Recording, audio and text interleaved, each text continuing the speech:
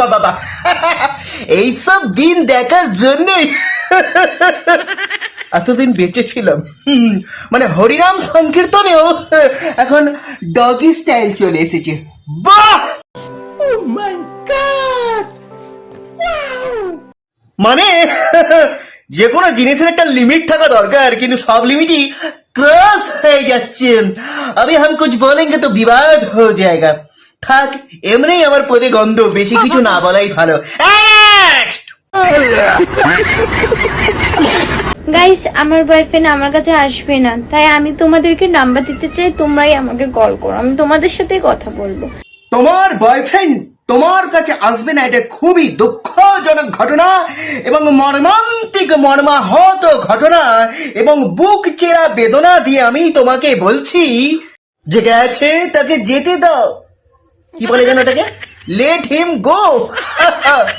যে যায় সে থাকার জন্য আসে না রে পাগলা। জায়গাটা একটু ওভার অ্যাক্টিং হয়ে যাচ্ছে, কিন্তু এটা মানতেই হয়।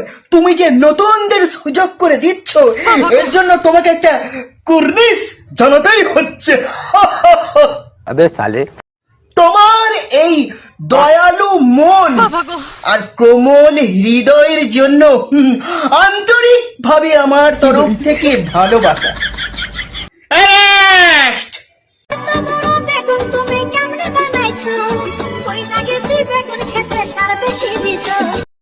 দেখো বৌদি, এই দিক থেকে তুমি বড়ই ইন্টেলিজেন্ট, কারণ ধরে ফেলাইছো যে বেগুনে সার দেওয়া হয়েছে, তাই বেগুন লম্বা হয়েছে।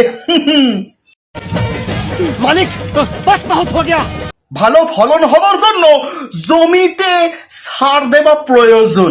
জমিতে যদি সার না দাও, ভালো ফলন ফলবে কি করে? তবেই তো লোকের নজর কাড়া ফলন হবে, তাই নয় কি?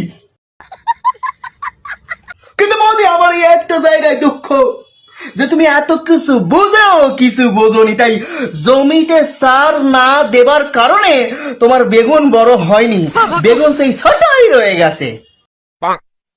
দেখো বৌদি, একটা জ্ঞানের কথা বলে রাখি, লোকের বেগুনের দিকে নজর না দিয়ে তোমার যে জমি আছে সেই জমিতে ভালো করে লাঙল দিয়ে চষে সার ফেলায় দাও, তারপর দেখো তোমার বেগুনের ফলন কত বড় বড় হয়।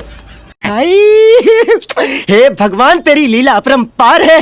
একবার গ্যারেন্টি সহকারে তোমার ফলন এত ভালো হবে, আর এমন ভাবে বেগুনের ফলন হবে না যে 4-5টা লোকে দেখে তোমার বেগুনের দিকে নজর ফেলবে আর বলবে, বাহ বৌদির কি সুন্দর বেগুন, যদি আমরা একটু খেতে পাইতাম।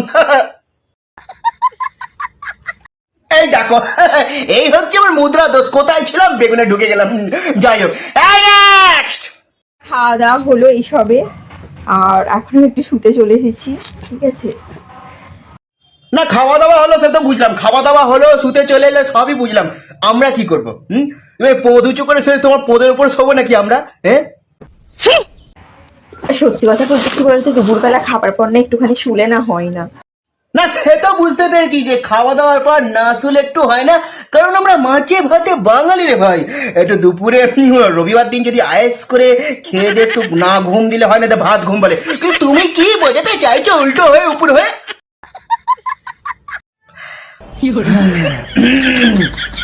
এক্ষুনি কিছু জ্ঞান পাপীর লোক এসে বলবে আপনার মুখের ভাষা ঠিক করুন।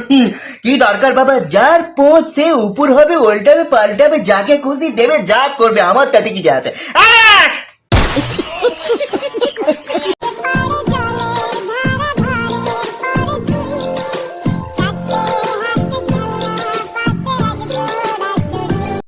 এই ভিডিওটা দেখে, বৌদির ভিডিওটা দেখে না আমার পুরনো দিনের কিছু কথা মনে পড়ে গেল। আমার ঠাকুমা যখন বেঁচে ছিলেন তখন আমাদেরকে বলেছিলেন, মানে আমাদের মায়েদের কাকিমাদের বলেছিলেন যে এই ছাদে যারা কাপড় মেলতে আসবে তাদেরকে মেলতে দিও বৌমা।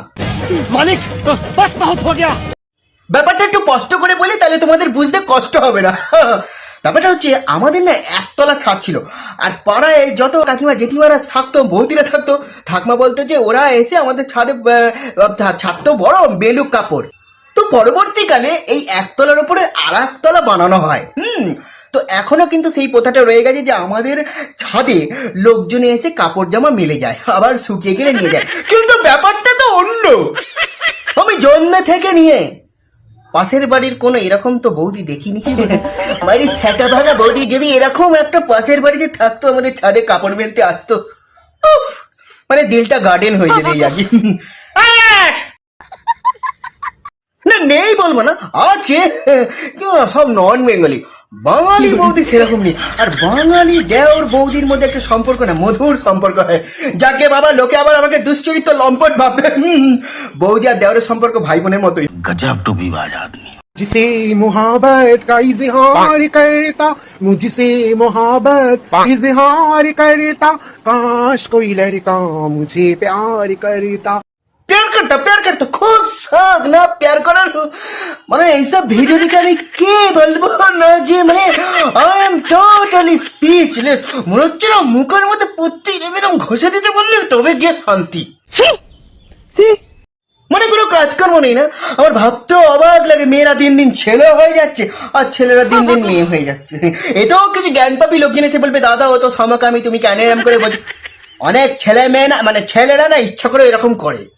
অনেকেই এখন লাইক ভিউ শেয়ার সাবস্ক্রাইব পাওয়ার জন্য এইসব করে থাকে। তো যাই হোক বাবা, এইসব বলে লাভ নেই, সত্য তো না যাচাই করে তো কিছু বলে লাভ নেই। আমি আশীর্বাদ করছি বোন, তোমার খুব শীঘ্রই একটা প্যার হোক। ভেবেছিলাম আর রোস্টিং ভিডিও বানাবো না, কিন্তু তাও বানালাম। এটা কিন্তু সিরিয়াস বলছি, হ্যাঁ একটু মন দিয়ে শোনো, সবটাই আর কি মারি না আমি। मालिक बस बहुत हो गया। তার কারণটা কি অন্য ভিডিওতে বলছি।